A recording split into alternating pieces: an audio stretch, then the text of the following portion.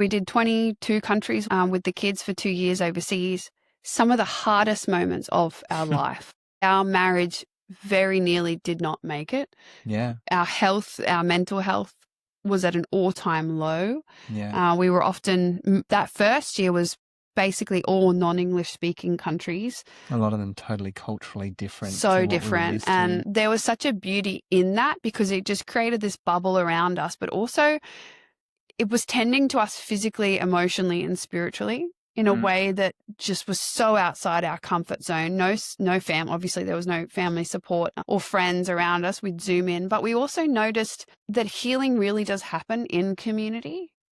It was necessary for us all to go on a journey, but that it is so much faster in community. And so we would Zoom with a couple of friends who we just were so raw and honest with and who held space so beautifully. And while we were traveling, I did my life consultancy training, which had a huge emphasis. It was all about emotional health and somatic work of releasing trauma from the body. And those years, the combination of travel, of discomfort, of leaning into risk and faith and being brave in spite of so much inner external turmoil and learning to create safety within ourselves and fight for our marriage and connect with the kids, it changed everything. And I don't think it's suddenly like, oh, we've got it all together. It's just, I am filled with so much hope. The desperation is not there. And it's funny, like you say, changed everything. And it wasn't the external that changed, despite that changing rapidly as we changed accommodations every but it week also or so. Inevitably changes your external world when you internally and that's what I mean. have Like a big our shift. internal structures shifted, and it's funny. Like one of the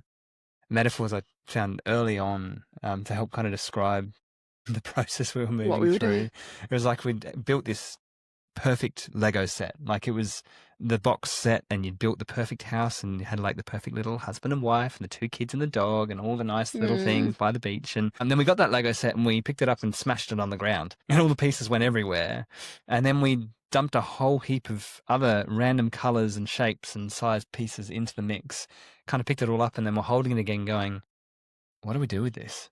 Like, how do we move forwards? And so much of the time that we spent overseas was kind of starting to separate out little bits and go, oh, that's a piece that we want to keep. And that's actually not necessary anymore. We can put that one away. So coming back now, we're looking at how do we restructure and rebuild our lives in a way which I think we've already done a lot of that. It's just well, we've now done a lot of the internal work. Playing it out in the physical, like the busyness, and we're now homeschooling the girls, which before they were in a great private school here on the coast. Even just our daily rhythms and how we're doing family life has completely changed. We have different priorities, different values. We protect our peace in a different way, and we do a lot of the internal work that before I probably would have needed you or a friend or a family member to like process through, but it wouldn't quite get rid of it. And there is this concept of when you choose not to look at your pain, you live your life in this 8 to 10 out of 10 pain. It's because you're just trying to avoid it. But when you sit with it, yes, it is painful. But then it goes back to this like 6 or 5 or 4 or 3 and gradually reduces.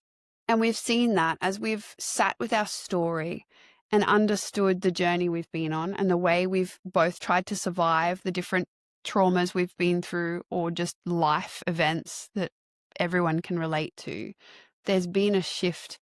I think. And by no means are we there. No, but I think that's the beauty. And the hope of this podcast is may you just see the humanity in us and the humanity in you, and that we are all on a journey. You never make it to the end of the healing, that there are twists and turns, and it's not linear. In healing, you go back, and in health, in wellness, in the whole being of us.